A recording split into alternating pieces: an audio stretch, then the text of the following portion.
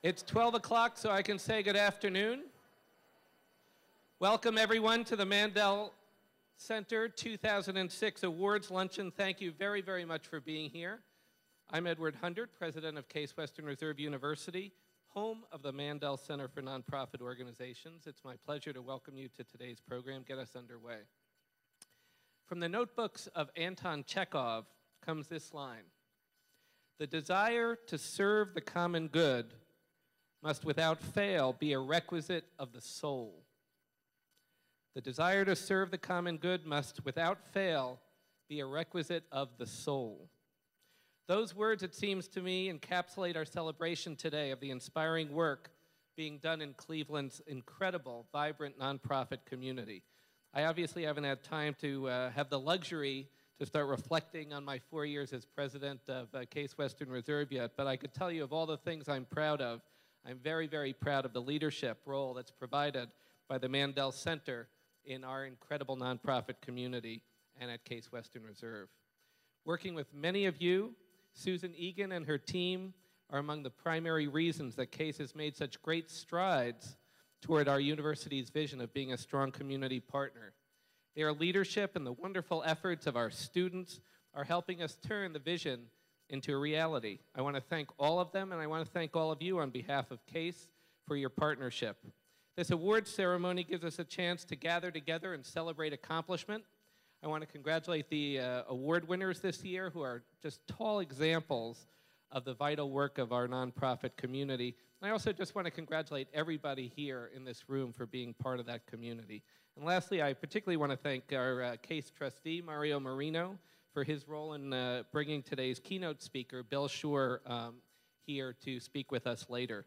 I'll have a few words of introduction for Mario when I welcome him to the podium after we eat, so that he can introduce our keynote speaker. But I just want to thank everyone for joining us and kick us off.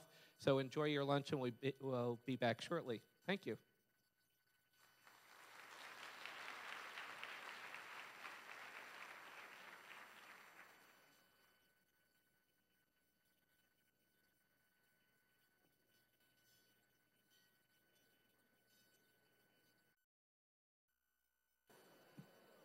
Hope you enjoyed your lunch. It is now my pleasure to make the introduction of Mario Marino, who will be introducing our keynote speaker. Mario is a member of the Case Western Reserve Board of Trustees since 1993 and is a Case Western Reserve alumnus. In 1992, Mario retired from the information technology industry after a 30-year career in which he became a leader in the software and services area. He turned all of his focus to philanthropic efforts, founding the Marino Institute in 1994 and co-founding Venture Philanthropy Partners 6 years later. Today, he is chairman of both those organizations. A few years back, our magazine, Case Magazine, published a feature story about Mario. And two of the many people who he has helped over the years commented about him. And I just want to read two quotes. Mario, said one of them, quote, "operates outside the boxes of age, race, gender, and technological elitism. To be honest," said the other, "this is a guy who could be doing anything right now. He has chosen to put his resources back into the community." Those are words that describe Mario to anybody who knows him. He brings the same wise and giving spirit to his work on our board, for which I am very, very grateful. Please welcome to the podium Mario Marino.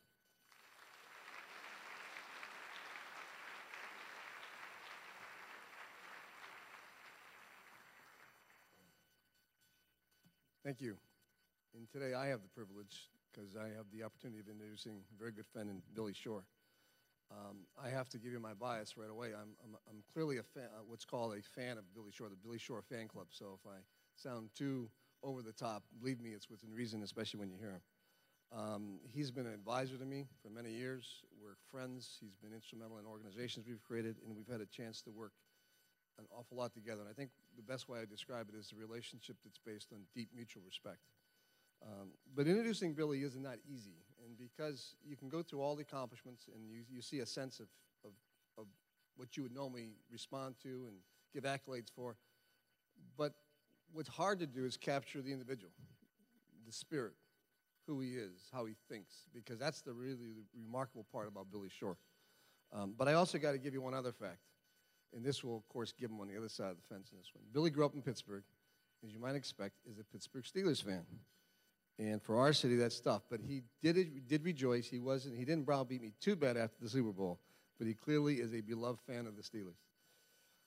Very briefly, you've seen his bio, so I'm not going to spend a lot of time going through his career, but I'll just touch briefly and then get into what I think is the important side from my standpoint, what I've seen him as an individual and what he's done for this field. You know, his politics began in 78 to 91. Senatorial and presidential campaign for Gary Hart, was chief of staff for Bob Kerrey, which just after he left is when he and I met. He founded Share Our Strength in 1984 and is now the nation's leading anti-hunger, anti-poverty organization. And he continues to this day as its leader. Share Our Strength has remarkably raised over $190 million. And he's done it with some of the clearly most creative, innovative ways that I think the field has seen. I think in this area, he sets the bar. Stemming from his work with Share Our Strength, he launched an organization in 1997, Community Wealth Ventures, that I've been very close to, both as a client and as a friend and an advisor, that functions to provide strategic counsel to corporations, foundations, and nonprofits who are interested in profitable enterprise to promote social change. And Billy continues as its chairman to this day. He's the author of several books, Revolution of the Heart, The Cathedral Within, and The Light of Conscience. He serves on multiple for-profit and nonprofit boards, including corporations like the Timberland Company, and fortunately for us, our organization in Washington, D.C., Venture Philanthropy Partners on the nonprofit side. He was recognized last October by U.S. News and World Report as one of America's best leaders, and all I can say, it's the last of a long list of such awards for Billy's career. But the statement that best defines Billy is that he can see the end of hunger for children in this country within 20 years. And that's a defining comment. What I want to do is talk a little bit about Billy the person and give you two vignettes. You've heard these both before. The first is that you have to understand, how, in spite of all he's done, how unassuming he is. And he is really, what you see is what you get. He is himself, the person. I first met him, we were just talking about this, I think it was 1993. I became interested in digital libraries. I'd just been talking to Case for the first time and going on the board. And I'm part of an investment firm out of New York called General Atlantic Partners, or General Atlantic. And I happened to be up there late in the fall, and I mentioned this about digital libraries and said, well, someone was just here we know pretty well. He works for Bob Kerrey. He's a good friend of ours. He says, Kerry's introducing legislation on digital libraries. You got to meet Billy Shore. So it made sense, and in those days when they said something, I always listened to their recommendation. So I set this meeting up to meet Billy Shore, and I ended up getting to Washington, D.C. There's a nonprofit building at 15th and K, and I pop in the building, and I'm walking in. I have no idea. I'm new to this space, by the way, at this time. And I walk in, and here's this guy with his, crumpled outfit on like me, same as we're going. In his office is a folding table, which I love, because this is the same culture that I grew up in. This is how we never had anything fancy around us. We just did things. And here's Billy with this folding table. I couldn't get over all I heard about him, and this is his environment. And, of course, he's immediately positive and energetic. I mean, it just jumps off him, his exuberance. And he says, we're not there 10 or 15 minutes. I mean, I'm not kidding you. It couldn't have been 10 minutes. He's already got me won over. And he goes, hey, he says, let's go see Bob Kerrey. Well, I had never been on a hill outside of making sales calls in my life. I said, you're kidding me. He says, no, come on. 10 minutes later, we're in a Senate lunchroom with Bob Kerrey, and we have a meeting for 4 hours. And the whole time, it was positive, and the whole time you could see the respect Kerrey had for him. My point was, here was this guy, totally unassuming, remarkably exuberant. We had just met, and he brings me to clearly one of his best friends and mentors within minutes. And that's Billy Shore. The second time, I think, is even more specific about his vision. He and I were having lunch at a place called Sweet Georgia Brown's in D.C., and for those who don't know me, I mean, most of you don't, I am very rigorous and methodical and analytical in looking at something, even though I'll show some spirit about it. And I couldn't get over why Billy was doing Share Our Strength. I just thought it was such an awesome, almost impossible undertaking. In my view, impossible undertaking, ending hunger. I mean, take global warming, take famine, that's his goal. And I'm probing, I said, Billy, why? Why do you do this? Why would you ever think you're going to succeed in this thing? He looks at me and he says, you got to have a bold vision. He says, I don't know if I'm going to ever get there or not. He said, but I know that every day I'm going to get up, and I'm going to go out there, I'm going to do what I can do, and I hope in that day, because of me, somebody else gets this message, and they do this, and they will work on it. And before you know it, he says, we'll have many people looking at this. And I was so struck by the simplicity of his message, but also the deep conviction of what he believed. And now, last year, we were at a dinner, and in that dinner, for the first time, they announced that within 20 years, they can foresee now that within 20 years, we will have a day in this country where every child will have food. And there'll be an end to hunger for kids today as we know it. So those are the two stories. But the best way to understand Billy is the other part of Billy that never gets written down in an easy way. This man has an ability to look at a situation. In my view, I always consider this the best mark of a great executive. Cut through it all and understand what the essence of a situation is. The ability to read a situation, take a pulse, connect the dots, however you want to describe that. And it's a very unique talent. But his other talent is to not only sense this, but to take it and communicate it in the most objective and compelling of ways to inspire other people.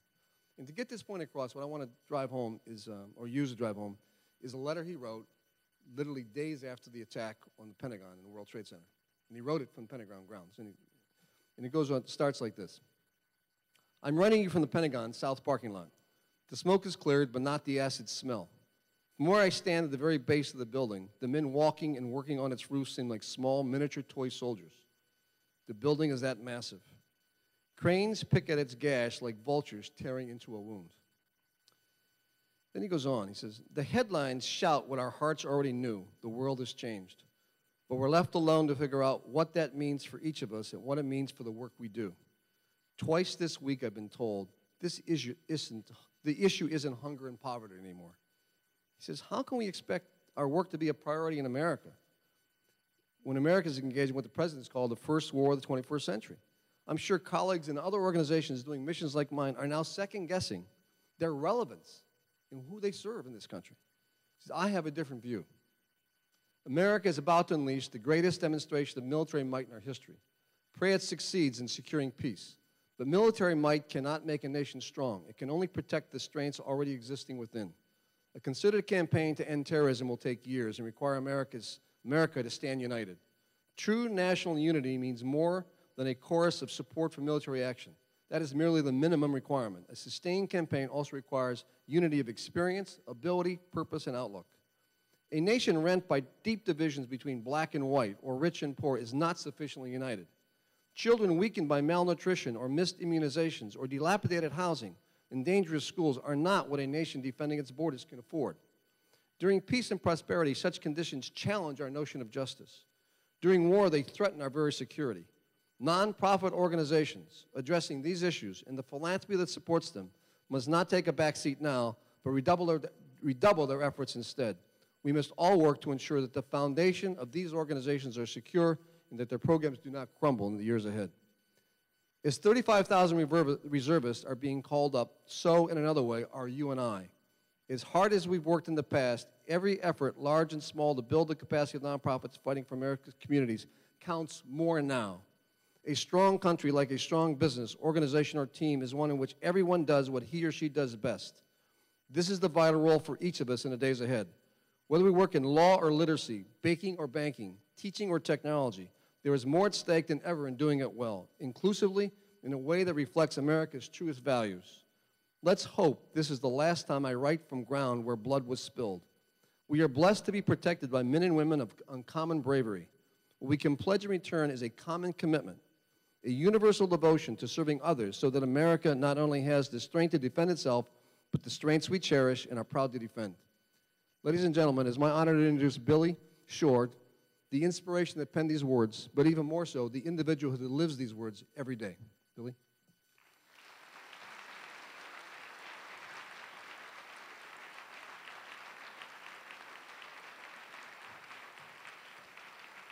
Thank you. Mario, thank you so much. That was really a beautiful, warm introduction. I'm grateful for it. I'm grateful that you said it on a day that my wife Rosemary was here to hear it. We get a little more slack now. And just honored to be here. You know, you all know Mario as well as I do, many of you. since you're here in Cleveland, and there's a lot that can be said about him in terms of being an entrepreneur and being a visionary and being generous of spirit in many other ways, but I know him as somebody who's just a very incredibly loving, supportive friend, and I just can't think of anything more important in my life. So thank you, Mario, for that introduction. Really, really appreciate it. It is a real treat for me to be here with you. We've been doing some work in Cleveland. I've gotten to know a bit of the nonprofit sector here and some of its leadership, and I think having done the work that I've done for the last 21 years, I have a sense of the work you do, the pressures under which you do it, the challenges you face, and I have just enormous admiration for it.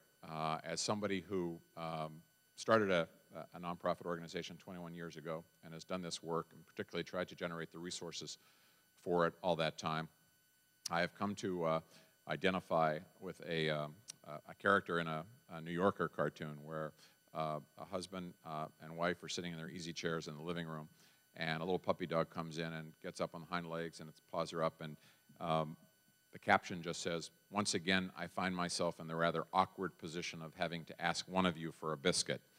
This is what life in the nonprofit sector can be like.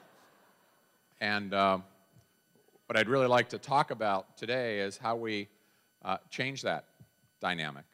How we change that dynamic, not just because it's awkward, and not just because even if you're successful at it, it won't be enough, but how we change that dynamic because of the really extraordinary time in which we live. As Mario said in the introduction, we're alive at a time, a really extraordinary time, when American men and women around the globe are projecting military might at unprecedented levels. And I believe that for those of us who are on this side of Homeland Security, one of the defining questions that will mark our generation, one of the questions that our kids and our grandchildren will ask is, at this perilous time in our nation's history, what were you doing to make our community and our country and the world stronger and safer and better? And it's a time when we know how tough it is to succeed in the response to that question. There's probably, I'll bet there's almost nobody in this room who hasn't often said what I've said on behalf of my organization and my work, which is, you should invest in us, you should support us, we're lean and efficient and cost effective, and we're the organization that can make a little bit go a long way. One of the things I've learned in 20 years is that if you're trying to end hunger, if you're trying to ensure educational opportunity, if you're trying to guarantee health care, if you're trying to attack the root causes of poverty, one of the things that you find is that actually a little bit only goes a little way. The only thing that goes a long way is a lot. It takes a lot of time. It takes a lot of treasure.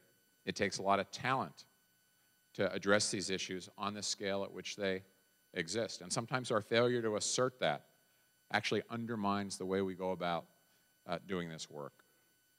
If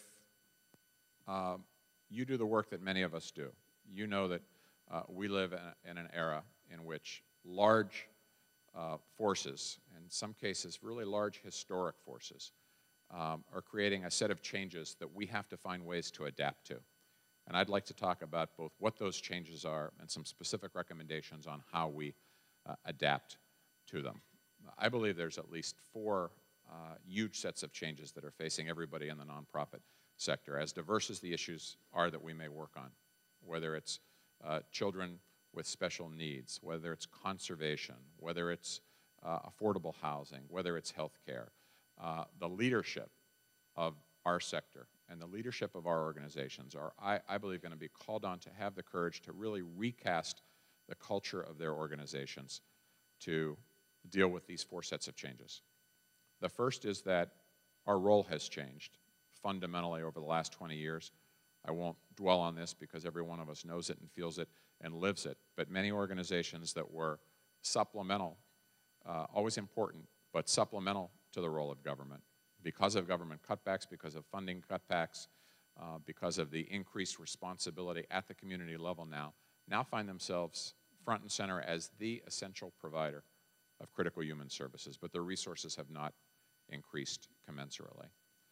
The second issue that we have in common is that we are fundamentally undercapitalized, by which I don't only mean that we don't have enough money to do the things that we would like to do. I mean that in the universe of financial tools and instruments that exist to get big things done, we tend to rely on one, which is the gift or the grant or the donation. If you ask many people what the differences are between the for-profit sector and the nonprofit sector, you'll hear a lot about compensation and about ability to measure return on investment and about a variety of issues about professionalism and things like that, some of which may be valid, some not. But I would argue that actually the biggest difference between for-profits and nonprofits is access to capital resources.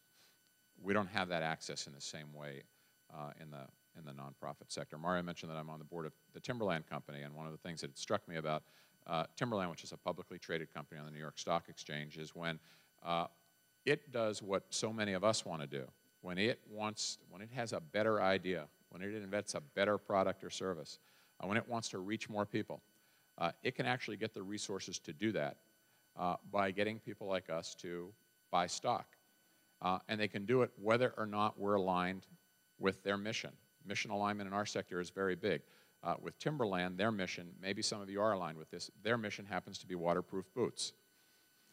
Okay? Now, you may not be aligned with that mission, but because we have this common currency, the stock market, they can get resources to grow.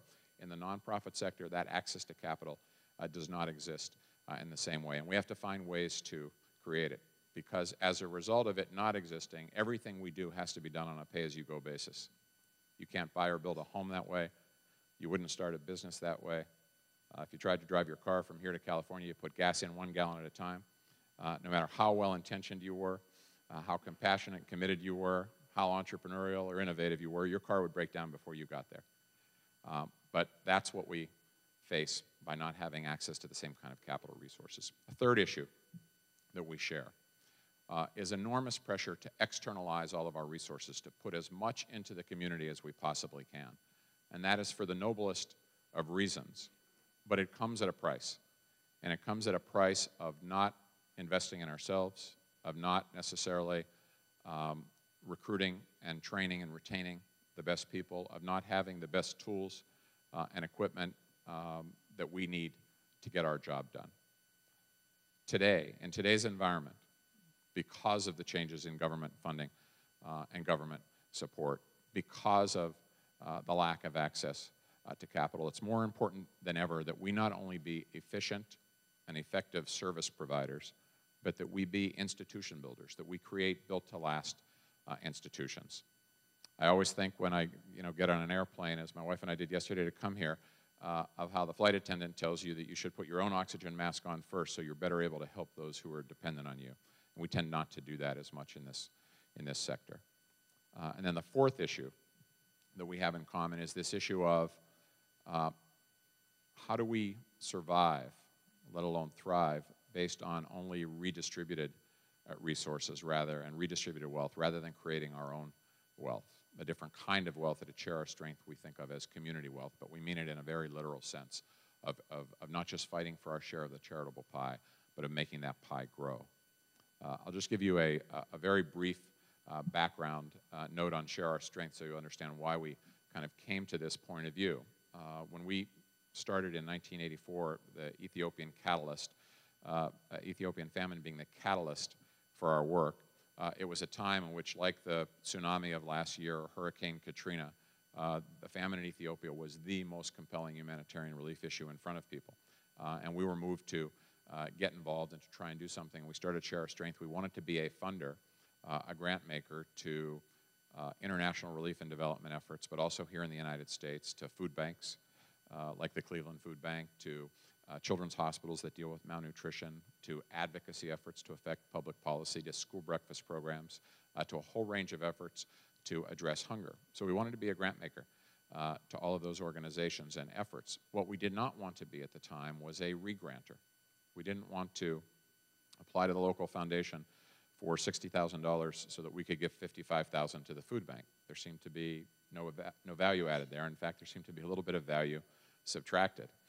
So we made this very unorthodox decision at Share Our Strength when we first started the organization, and the decision was that we would not have government money. We would not have foundation money. We would not do direct mail. We would not have a high donor program. We certainly didn't have an endowment. We started Share Strength with a cash advance off of a Visa card, literally, for $2,000, and rented an office for about $800 and tried to make the rest last as long as we could. So since that day and this day, we've actually raised and spent $190 million. About 80% of it in the United States, about 20% overseas. And we did it without any of these sources of traditional funding, and so you're probably thinking we backed ourselves into a very tight and small and dark corner, which indeed we did. And the only way out of it, although we couldn't have articulated it at the time, was to find ways to actually create wealth, to find ways to generate income for the organization. To make a long story short, we started to very methodically organize the restaurant and the food service industry on behalf of hunger.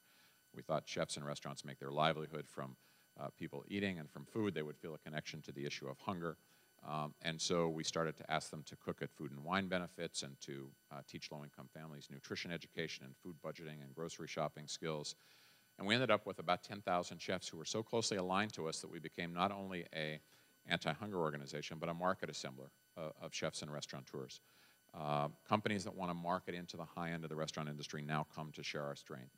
So Genair, which is a division of Maytag, makes ovens and ranges. They pay Share Our Strength $400,000 a year for the right to put a Genair range at our food and wine events called Taste of the Nation. Same thing with Illy Espresso and their coffee, American Express and their credit card, Williams-Sonoma, a whole variety of companies. So that when you look at the $190 million that has come into the organization, about a third of it today is charitable and philanthropic because various individuals and institutions recognize our work and want to support it. But about two-thirds of it, about 130 million of that comes from cause-related marketing campaigns, commerce, merchandise, licensing, other types of activities that generate this new community wealth. We started to hear from other organizations who asked us could we help them to do this. And to some degree, that's what brought us to Cleveland more than a year ago, and I'll talk about it in just a moment. So when you look at these changes that nonprofits have to deal with, I think it's incumbent upon those of us who are in a leadership position in the nonprofit sector to ask ourselves, how do we adapt to these changes? How do we adapt to this issue of changing role of government, particularly in an era in which the one thing today that Democrats and Republicans probably agree on, maybe the only thing they agree on, is that there will be massive federal budget deficits in the years ahead.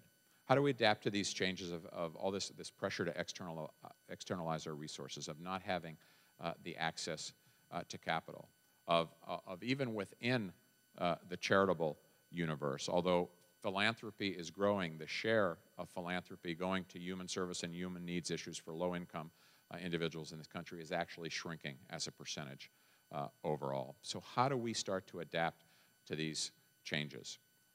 There was something actually that Mario sent me a long time ago, a notebook, and on the first page of it, it had a quote from Charles Darwin that said, it's not the strongest that survive or necessarily the smartest, it's those who are most able to adapt to change. I want to suggest at least 3 or 4 ways in which we can challenge ourselves to adapt to this kind of change. One is by committing to actually create this new kind of community wealth as a nonprofit sector. And when I talk about creating wealth, I mean it in a very literal sense. As we started to get good at this at Share Our Strength, other organizations started to come and ask us to help train or position them to succeed in this. And what we found studying a lot of entrepreneurial organizations around the country was that most nonprofit organizations, not all nonprofit organizations, but most nonprofit organizations create assets in the course of pursuing their mission, and that those assets have a marketplace value. There was a baby doctor that I think my parents used to read, and some of your parents probably did too, Dr. Benjamin Spock. He had this baby manual that was kind of iconic in that generation, and the first line of that manual was meant to be very reassuring to new parents. It was 8 words. It said, "You know more than you think you do." I would suggest the diagnosis for most of us and our colleagues today is that you're worth more than you think you are. Most nonprofits, in the course of executing their mission, create an asset that has a marketplace value. They don't always appreciate that or recognize it. If they do appreciate it, they may not have an appetite to do anything with it. If they appreciate it and have the appetite, they may not have the skill set to actually find a way to monetize that, to generate revenues, to launch a business venture or a corporate partnership. But that opportunity exists for many. And as we started to look at organizations that were doing this, we started to find organizations like the Compass School in Jamaica Plain, Boston, which is a school for special needs kids, for adjudicated kids actually, more than special needs kids, adjudicated kids. And most of these students, this is their last stop really before being in the court system or in the prison system. The Compass School is superb at the way they deal with these students. They avoid the fate of a lot of school districts, which is to be sued for infringing on student civil rights, because in many of these institutions, particularly with adjudicated kids who have had issues of violence or drug abuse, the kids need to be isolated, they need to be restrained. Sometimes they get in a fight with a teacher, or the teacher gets in a fight with them, and there's a lawsuit. So these lawsuits are expensive to settle. School districts have come to the Compass School to say, how do you do this? Teach us how to comply with Office of Civil Rights regulations. And today, this Compass School in Boston has revenues of $900,000 in this fiscal year just by consulting to other school districts on how to comply with Office of Civil Rights regulations when you educate adjudicated youth. Now, is that their mission? No, their mission is the education of these youth. But in the course of achieving that mission, they had created this asset that had a real value. There are countless examples of this around the country, and thanks to both I think the effectiveness in the nonprofit sector in Cleveland and the support of the Cleveland Community Foundation, we last year brought what we call the Community Wealth Collaborative here to do this work in Cleveland. And we worked with the Cleveland Art Museum that has a distance learning program that they think can generate revenues. And we've worked with the Cuyahoga Valley National Park Association, which wants to use their sites and their facilities to create revenues. And as I say, this may not be for every organization, but it's for more than are doing it now. Now, one of the things you may be thinking is, this is really a tall order for a nonprofit institution to not only be dedicated to your mission and to be as good as you can possibly be at your mission, but on top of that, to try and actually build a profitable, revenue-generating, for-profit business. This is a really, really tough thing to do. I sometimes think about, there's a story in my own family history about my Uncle Henry and my Aunt Lois, who lived to a very ripe old age, but when they were in their 80s, she was slightly older than him. She was 82, he was 81. They were celebrating their 50th wedding anniversary. And my Aunt Lois made this very lovely dinner for my Uncle Henry, and there was wine, and it was candlelit, and there was music.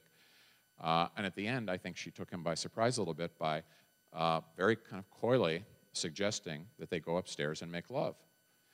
And my Uncle Henry, as I say, was 81, and he had listened to her, and he said, go upstairs and make love.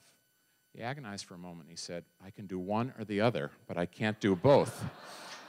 Well, for a lot of the nonprofit sector, thinking about performing your mission and creating a business, it's going to be one or the other, but I can't do both. So it's not for every organization, but it does require this recasting the culture of an organization to embrace the kind of business disciplines that would succeed at this. That would relate to my second suggestion on how we adapt as a sector. And the second suggestion is what I would think of as challenging ourselves to make a commitment to compete, to not only create community wealth, but to make a commitment to compete.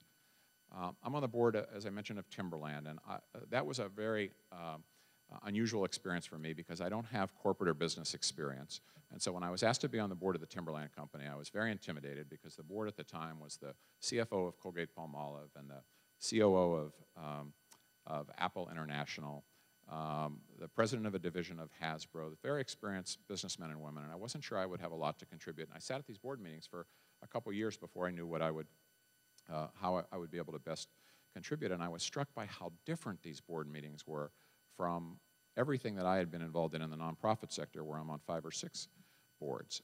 And there were several striking differences. The first was I noticed that at Timberland, when they made a board or senior management, when they made a decision, they actually made it on the basis of information. This was a completely new insight to me. I remember calling the office and saying, I think there's another way to do this, guys. but they made their decision based on the information. Second, board members always attended the board meetings. They pay you a small stipend to be on the Timberland board. It's not a lot of money, but when you get the check and you cash it, you feel like you have to go to the next meeting. And so board meeting attendance is 100% all the time, very different from a lot of the nonprofit boards I'm on. But the third issue that I realized was that the company, the senior management of the company, and the board itself, in terms of what they focused on, most of their energies was on organizing the company in very purposeful and intentional ways to ensure that they outperformed their peers, that they outcompeted, I wouldn't say their rivals, because we wouldn't think of it that way in the nonprofit world. And I don't think they even think of it that way at Timberland, but they outperformed their peer group. And most important was that they understood that to do that, to be the best, to compete at any level, they had to compete at every level.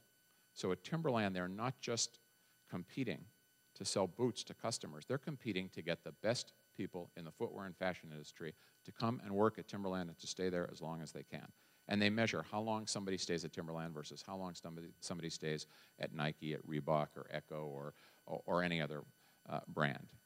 They're not competing just to sell you and I footwear. They're competing to have the best corporate social responsibility record in their industry. And they measure how they're doing on that. They understand that to compete at any level, you have to compete at every level. And we tend not to think about it the same way in the nonprofit sector. We tend to not put as much attention into all of those internals. At Share Our Strength, we've always thought of ourselves as competing for anti-hunger activists and anti-hunger donors, and not paid as much attention as we needed to competing for the best staff and the best training and measuring against others to do that. And I think if we start to do that in this sector, we're going to start to see very different kind of performance results from our organizations. The third issue, the third way I guess that I think we have to adapt, is to have the leadership vision and courage to make investments that may not pay off until the long term. What I think of as kind of the compassion paradox in our world is that every one of us knows that of the issues we care most about, the solutions to almost all of these issues are long-term solutions. Intellectually, we know that. And yet, organizationally, so many of the imperatives and incentives in our organizations run towards short-term results. Now, this is the most difficult thing to do in any sector, for-profit or nonprofit. But I think it's more profoundly difficult to do in the nonprofit sector, to make investments that won't pay off until the long term. I've been in hundreds of conversations where somebody in the room said, couldn't we feed another 5,000 people next month if we didn't do X? And X might be hire an MBA, or X might be pay to send somebody to this conference, or to hold a conference of our own. And of course, that equation is probably true in the short term. We probably could feed another 5,000 people next month. But what about if we built our own capacity? What about if we built our capacity to create wealth? We built our capacity to outperform others. What are the odds that we'd be actually able to feed 50,000 people 6 months from now if we did that? That's the compassion paradox we face. I just read something that I scribbled down in the hotel room last night there was an article in the paper just a few days ago about Warren Buffett, because he issued his annual letter to his shareholders, which has become a big event. And he describes how Berkshire Hathaway, and they own 68 companies now, and how they're doing. And he writes usually about a 20-page letter to his shareholders. And one of the things he said on this very point in this letter was, every day in countless ways, the competitive position of each of our businesses grows either weaker or stronger. When our long-term competitive position improves, we describe this as widening the moat. He said, and doing that is essential if we're to have the kind of business we want a decade or two from now. We always, of course, hope to earn more money in the short term, but when short-term and long-term conflict, widening the moat must take precedence. He said, if a management makes bad decisions in order to hit short-term earnings targets, and consequently gets behind the 8 ball in terms of costs, customer satisfaction, or brand strength, no amount of subsequent managerial brilliance will overcome the damage that has been inflicted. Now, you could put this into the language that I'm accustomed to, not about always hoping to earn more money in the short term, but always hoping to serve more people in the short term, which we certainly always hope to do. But what happens when the short term and the long term conflicts? How do we deal with that issue? And are we prepared to make investments that won't pay off until the longer term? Finally, the fourth way that I think that we need to adapt is one that is pretty different from the other three. It has less to do with looking externally for answers and for solutions, less to do with capacity building, less to do with creating community wealth, less to do with investing in ourselves, and more to do with a path that I think is much closer to home and is open and available to each and every one of us. It requires some risk, but it's the risk that I think of as letting yourself, maybe the greatest risk of all, of letting yourself really feel something. And I'm talking about this idea that we think of as bearing witness, of going out and staying as connected and as close to the work as you can possibly be. In my case, it was being at the Pentagon South parking lot on September 12th, the day after the terrorist strike. But it's also meant going to the Rio Grande Valley and the Mississippi Delta and to New Orleans 4 times since Katrina and to Anacostia and a lot of other places. And I say that because, you know, bearing witness has lots of different connotations. It has some religious connotations and maybe some moral or historic connotations. I think of it in terms of something John Le Carré, the novelist, once said, which is that the desk is a dangerous place from which to view the world. And I really believe that. And I used to think that he meant it was dangerous because you're not where the action is or because you're not seeing things as they work in practice rather than just in theory. But now I think he meant that it was more dangerous to the soul. Dr. Hunter was talking about the requisite for the soul. And to me, one of those requisites is this idea of bearing witness, of in a very straightforward way, going and seeing, most importantly, feeling, and then telling and sharing what you've seen and felt. I know that when we started the Ethiopian famine, or when we started Share Our Strength after the Ethiopian famine in 1984, in the days after we decided to start Share Our Strength, there was never a time where I was less experienced, less informed, more resource constrained, or more uncertain about what I was doing, but also that there was never a time at which I felt more energized, more passionate, more determined, and more committed to get this work done. Now, I know that everybody in this room at some juncture in their lives made a similar decision, and it was a powerful decision. Somewhere along the way, you stepped out of the parade that most of our fellow citizens march in. At some point, you decided not to accept or live the status quo. You took a different path. And there's enormous energy in that. I think the fire of idealism never burned so bright as it does in that moment. Yet, the other phenomenon that we all know and experience is that as our organizations get older, as they get larger, as they get more complex, we start to spend an enormous amount of our time and energy and our resources on the organizational imperatives themselves, the fundraising and the human relations management and the staffing and the measuring.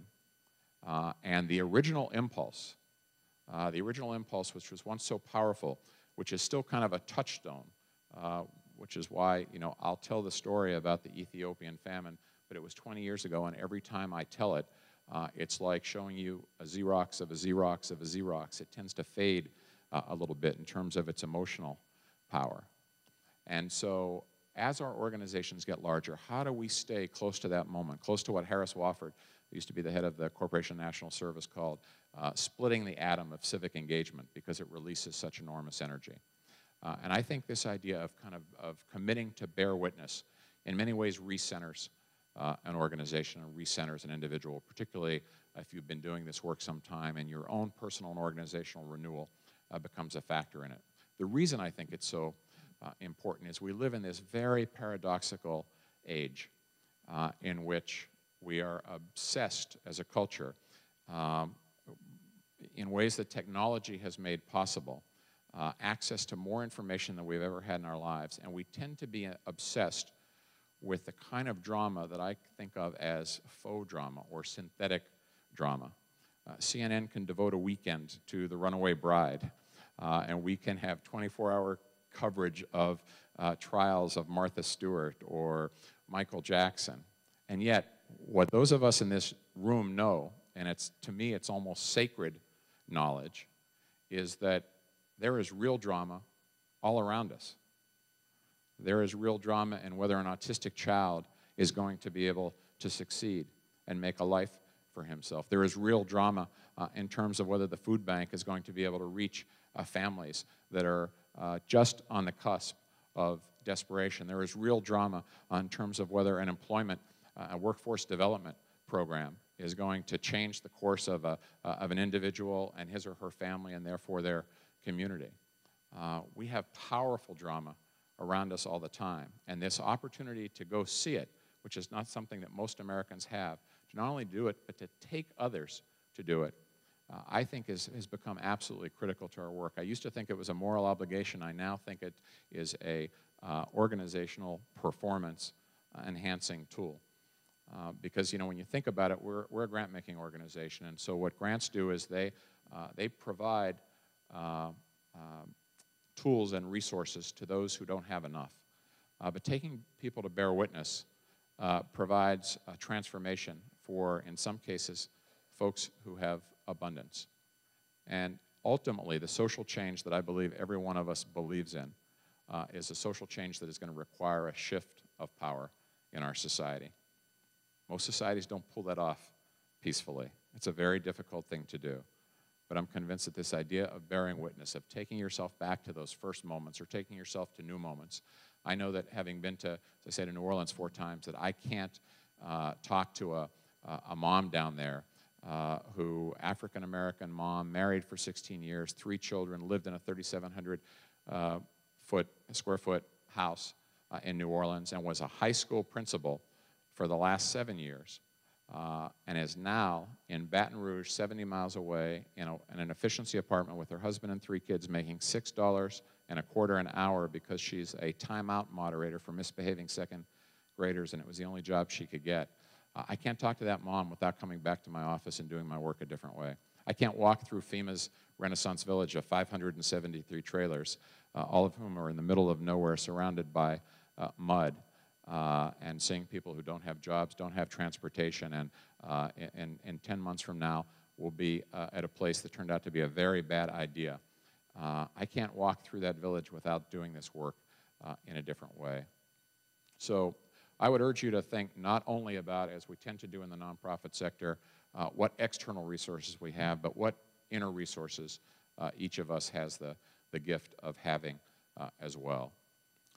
As I wrap up here, I just want to say a word or two more about this idea of what we can learn close to home, because in some ways, in addition to the 4 lessons that I've just described, there are 4 others that I've learned from my dear friend Mario. And when I say I learned this, I don't say that lightly, because Mario, and I think in some ways, Mario mentioned mutual respect. I think in some ways we've tried to be almost students of each other. Mario had a different background than I had in terms of his business experience, and he's just been, as I say, an enormously valuable friend. And the 4 things that I've learned from him that I think, again, because he's such an incredible resource in this community, I wanted to share. I try to use to guide my work every day.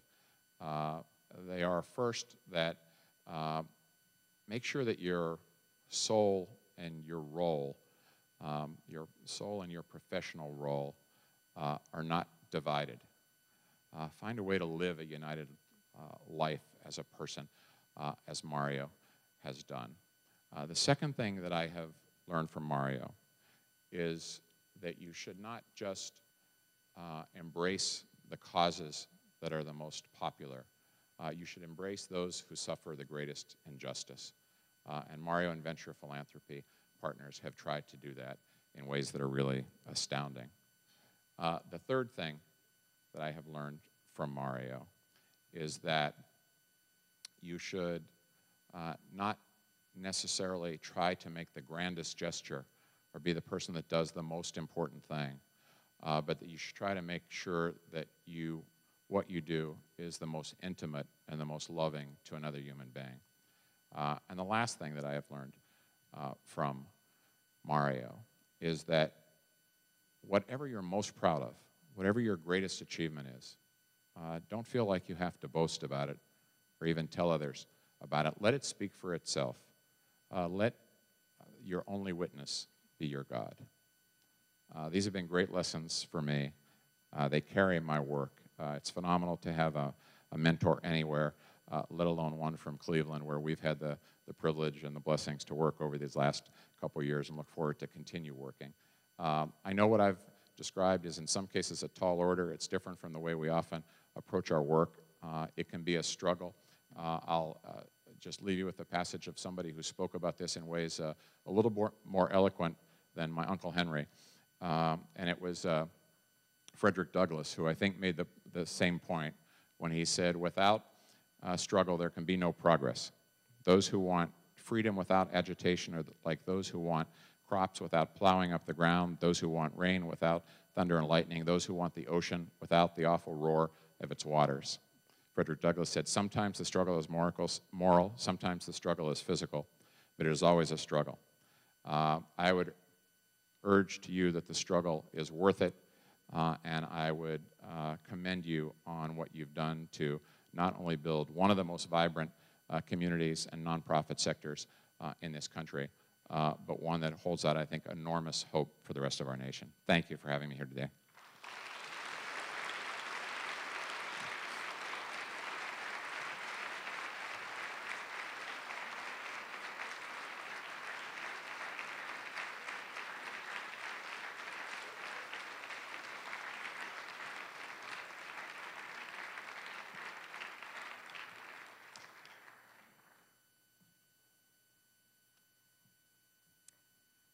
I think you would have to agree with me that the comments we have just heard have more than lived up to the extraordinary introduction provided by Mario Marino. I know for me personally, Billy Shore's comments are going to have a very lasting impact both on my own work and I believe the work of the Mandel Center. I'd now like to shift our attention to a second major component of our program this afternoon, and those are the awards that the center is presenting. For over 20 years, the Mandel Center has been an innovator in nonprofit management education. Our goal has been to set a standard. We are very, very proud of our over 600 alumni who are engaged in proactive leadership roles in the nonprofit community, locally, nationally, and internationally. The future will be even more exciting as the Mandel Center faculty, students, and staff look forward to being housed in a first-class innovative facility that will sustain and grow our tradition of building excellent nonprofit leaders, as well as growing our commitment to community service and research on behalf of nonprofit professionals everywhere. We are profoundly grateful to the Mandel family for their generous gift for this new building. I would also like to thank the leadership of Case Western Reserve University, and particularly Dr. Edward M. Hundert, for the support in enabling the Mandel Center to develop and sustain one of the top graduate programs in nonprofit management in the U.S. This luncheon is a particularly special occasion for the center, as it enables us to honor what is central to our mission, excellence in nonprofit leadership. This program was inaugurated by two of our graduates in 1995 and is currently co-sponsored by both the center and the Mandel Center Alumni Association. The Leadership in Nonprofit Management Award was instituted to recognize the achievements of nonprofit leaders in the greater Cleveland area. As a community, we can be very proud of their many accomplishments and the standards of excellence that our award winners have set. This year, our selection committee added a new category, the Nonprofit Organization Innovation Award, to recognize the achievements of an organization that has demonstrated its ability to use resources in an innovative way to achieve its mission. These awards are possible through the thoughtful work of the selection committee, which is comprised of local nonprofit leaders and noted in your program. This year's committee was chaired by David Abbott, Executive Director of the George Gund Foundation. Dave's contributions to our community are as exceptional as they are numerous. His talent, generosity, and sustained commitment to this community are widely recognized and deeply valued.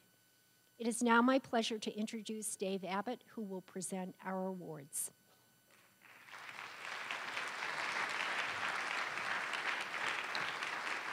Thank you, Susan. Thank you, everyone. It's a pleasure to be here. We all know what a wide range of activity is encompassed by the nonprofit sector, and it's some of the most innovative and creative work that goes on in our society, and it's also among the most important and humane and compassionate. And so on behalf of the selection committee, I'm really pleased to be able to be here to present awards to an individual and to two organizations whose work really encompasses the full range of those values. And I don't think it's any exaggeration to say that in their hands, the work of service, especially in their cases, service to people who too often are forced to the margins of our society, that work has really been elevated to an art. First, the Leadership in Nonprofit Management Award. In appraising the nominees, and there were quite a few, all of which were very qualified, we looked at the following criteria: the record of leadership, service as a nonprofit management role model, creativity, innovation, entrepreneurship, demonstrated by the ability to successfully identify and address core organizational issues, leadership in fostering interaction among staff, volunteers, and the community, and commitment to the principles and skills associated with good management. And among the host of many qualified nominees, David Simpson, CEO of the Hospice of the Western Reserve, stood out. In 20 years as the CEO of the Hospice, he has taken his organization from 13 employees and a budget of $390,000 to one with over 700 staff, 1,000 volunteers, and a budget of $58 million. The Hospice of the Western Reserve is now the third largest hospice organization in the United States, and that provides a leadership position from which David has been able to influence the development of hospice care nationally.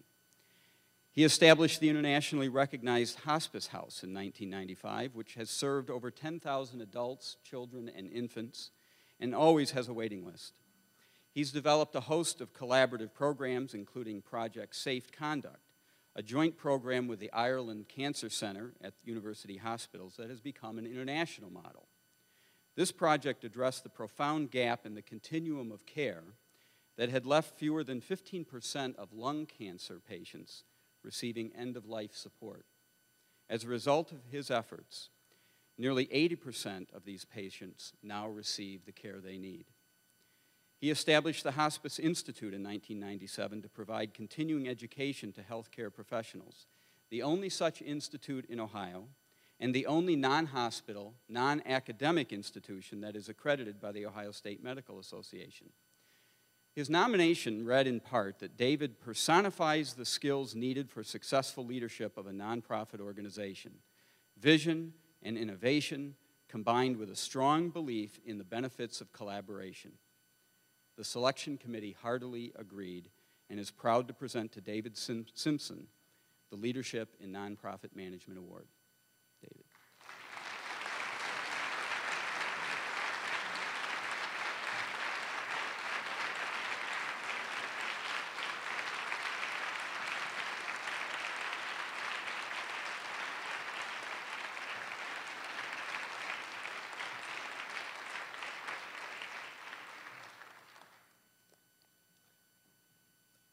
I have remarks. You'll be out of here by 6 o'clock. Thank you. I'm honored and humbled to be chosen for this award. I know that many of my colleagues, some present today, strive with diligence and dedication to direct mission-based organizations. and they are also deserving of this recognition. I almost didn't make it here. In March of 1985, I sent my resume expressing my interest in this position. After a few weeks, I received a letter letting me know how grateful the hospice was for my interest, but that I was not among the candidates receiving further consideration. Some weeks later, I received a telephone call asking if I would be interested in an interview. I was. After the interview and 3 psychological tests, I was offered the position. I gratefully and enthusiastically accepted. Some things work out, don't they? Well, now I'm wondering if the current Board of Trustees isn't trying to send me another message. Do you know the statistics are not favorable? 3 of the last 4 recipients of this award are no longer employed by their organization. They retired. On a more serious note, I'd like to thank those who nominated me, and especially Jean Kilgore for all the work that she did. I appreciate the work, time, and effort of the Mandel Center for Nonprofit Organizations, as well as each individual on the review committee. You know that no one succeeds in a vacuum, and no one can perform well without the support and effort of many people. Although I am being honored here today, it's only due to the dedication, support, and accomplishments of so many others. For me, there have been luminaries, board members, staff colleagues, mentors and peers, family members. The luminaries include Peter Drucker, Stephen Covey, Max Dupree, Margaret Wheatley, Jim Collins, and John Carnegie. From them, I continued to learn and grow, to operate from a mentality of abundance rather than scarcity, to thrive rather than survive, to create organization rather than be trapped by it. To my mentors, Ruth Rosen and Larry McGowie, who taught me about excellence, quality, discipline, vision, and tolerance. To Hospice of the Western Reserve Board of Directors, who are extraordinarily dedicated to our mission. They work in an exemplary fashion, with untiring energy and enormous effectiveness in the endeavor that seeks to assure that no one in our community leaves this world alone, afraid, or in pain. To my staff colleagues who provide so much strength to Hospice of the Western Reserve, they are an amazing management group who embrace, reflect, and embody our transdisciplinary team philosophy and our conscious organization culture. To my family, I wish to thank my older siblings. Now, perhaps that's redundant, since as the youngest of 10, they've always been older.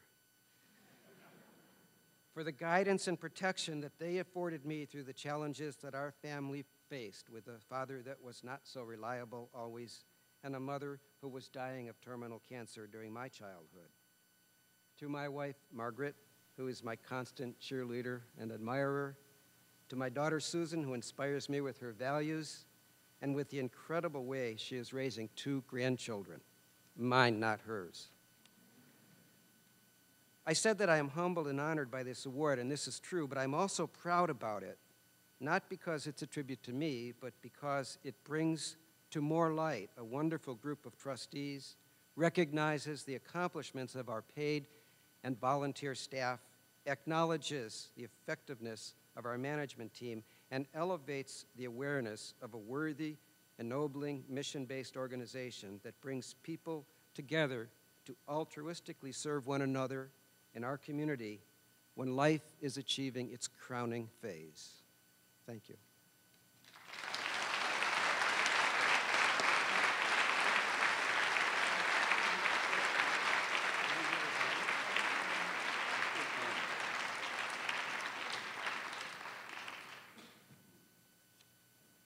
You know, David was right about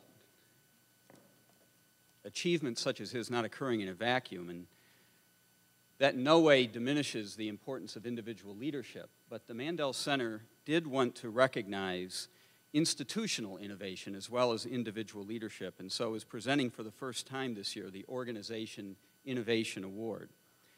And for this award, there are also many high-qualified nominees, And the review committee looked at the following criteria: a record of innovation, the organization's expansion beyond traditional organizational boundaries, and the creation of a culture and climate of innovation within the organization. We had a tough time deciding who deserved this, and in fact, we ended up electing 2 organizations to receive the award because they really rose above a field that was truly crowded with outstanding nominees. And so the first award is going to the AIDS Taskforce of Greater Cleveland.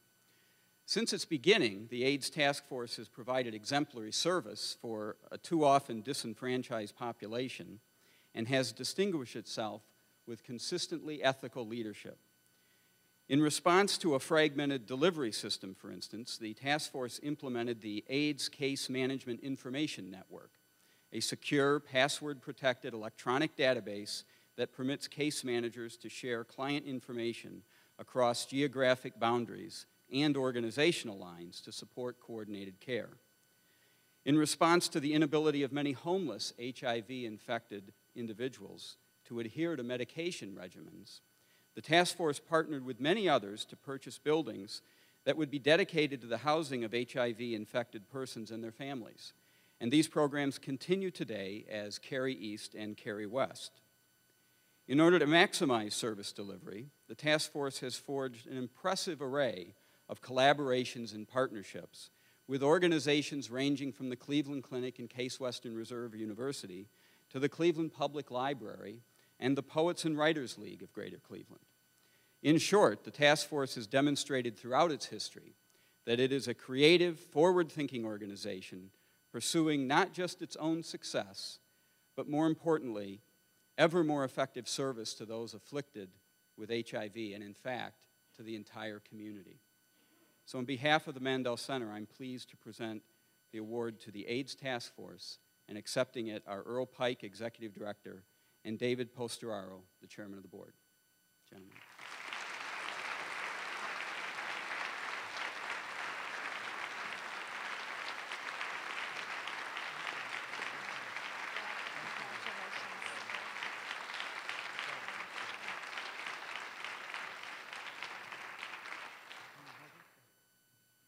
Thank you. It's such an honor to be here today. On behalf of the staff, the clients, and the volunteers of the AIDS Task Force of Greater Cleveland, I just want to express our appreciation to the Mandel School and its director, Dr. Egan, to CASE President, Dr. Hundert, and to Bill Shore for his remarks that felt so poignant today, and for the reminder that being strategic, being smart, and aligning with the mission, putting your soul into it, all go hand in hand. I also want to congratulate David Simpson and the Cleveland Foodbank. As I was thinking about the fact that David got the award for outstanding leadership, I was thinking, I can't think of a better example of somebody in Cleveland who has quietly built an organization dedicated to the beauty and dignity of every person's process of living and dying. There's something so beautiful and elegant about what he's done. And when I think about the Cleveland Food Bank, I think there's probably no organization quite like it nationwide that so effectively mobilized scarce resources to make sure that every family has something so many of us take for granted, which is a meal to eat. So I feel humbled to be sharing the stage and for the AIDS Task Force to be sharing an award with these folks today. As I think about the 3 organizations, Hospice, the Cleveland Food Bank, and the AIDS Task Force, I'm struck by the fact that we wouldn't be able to do the work that we do without the countless hours of volunteer assistance that we receive. And I think in particular about one person, a woman that I'll call Violet. Violet is a retired nurse in her 80s who volunteers both at the AIDS Task Force and the Cleveland Food Bank, and I suspect she would volunteer at Hospice if David asked her as well. Violet has a son with AIDS, she found out recently, and she has spent her declining years, her declining health, caring for her son and speaking out passionately whenever and wherever she can about the rights of people with HIV. She's also a regular at the food bank, and when she shows up, she does whatever needs to be done. When I think about Violet, I think of a woman who never, ever complains. She talks often about how grateful she is just for the opportunity to give back. And she shows up at our place, and I suspect she does this at the food bank as well. She shows up at our place every once in a while with a big plate of homemade brownies for the staff and the volunteers. When Violet was informed that the AIDS Task Force and the Cleveland Food Bank would be sharing the Innovation Award, she cried, saying, "My two favorite organizations." So in closing, I want to say to the selection committee, you made Violet cry, and that's a good thing. And I want to say to Violet, who couldn't be with us today because she's with her son in another state, thanks for the brownies. And thanks for everything you and thousands of others do every day to help build a community that nurtures itself. Thanks.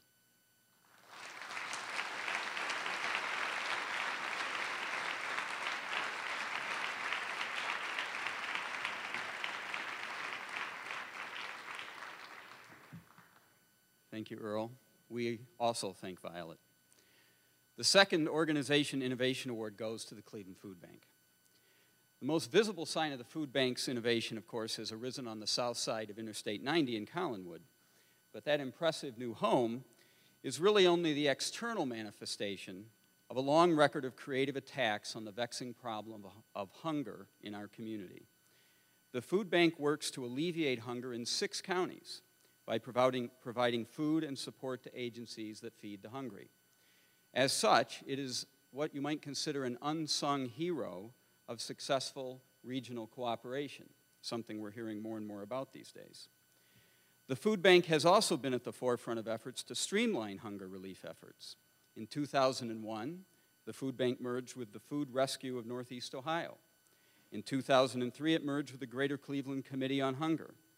In the same period of time, in part because of those efforts and others, the food bank has more than tripled operating revenue while effectively and efficiently addressing a growing need. It completed a $10 million capital campaign to build the new central distribution facility, enabling the food bank to accept donations that previously were turned away. Importantly, the new facility was also built with environmentally friendly building standards. And as soon as it opened, the food bank launched several new initiatives, including Agency Academy, to provide educational and health-related programming to member agencies. The food bank has a history of innovation, and in its recent strategic plan, the board has enshrined innovation as one of its core values. In recognition of this work, the Mandel Center is very pleased to present the Organization Innovation Award to the Cleveland Food Bank, which is being accepted today by board member Bill Cocolette and Kristen Warzoka, the Director of Development.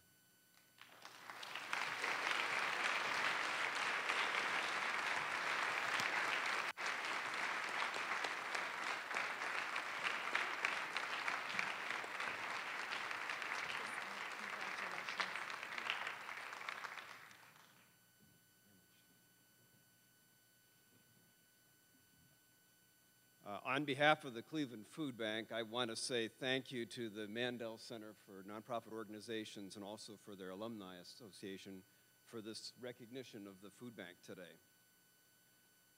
I'm sure that a lot of you are familiar with the food bank and the emergency food system in Northeast Ohio.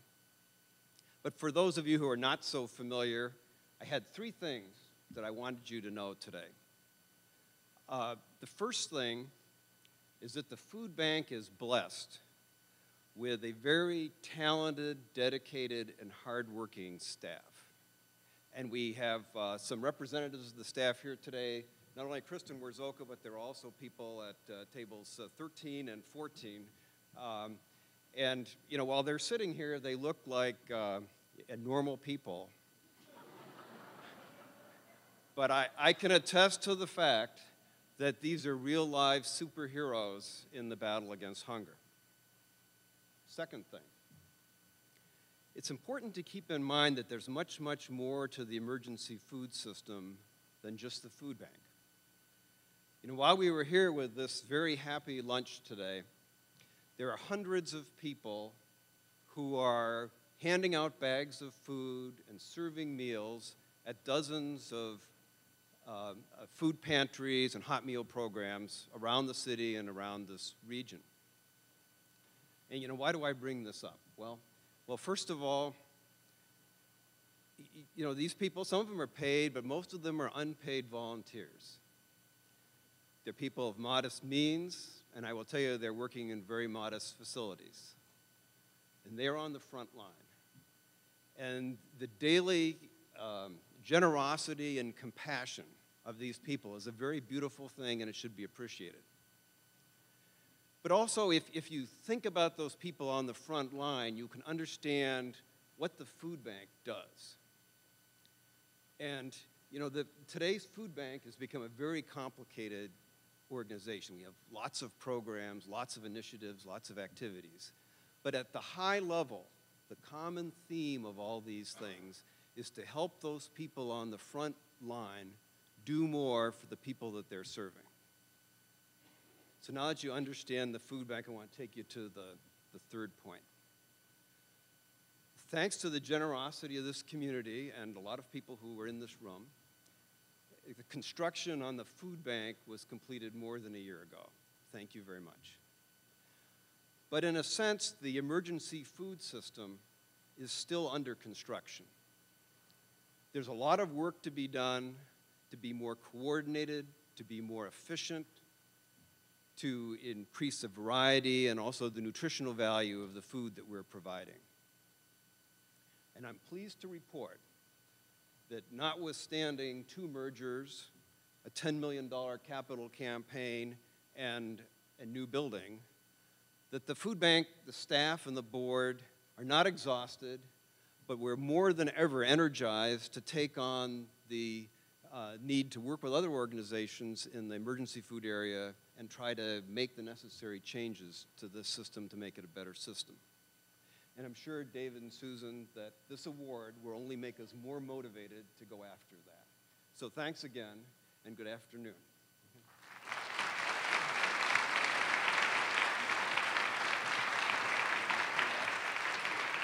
If all the award winners would stand, let's give them one more round of applause. Please, stand up, all of you.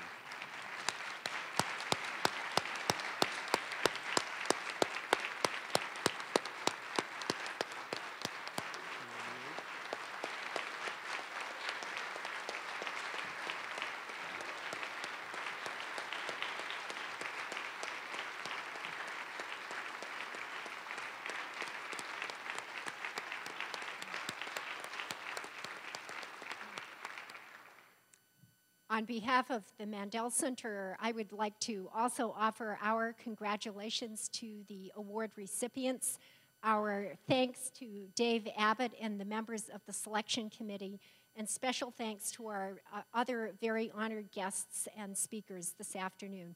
Thank you for your attentiveness, and we are adjourned.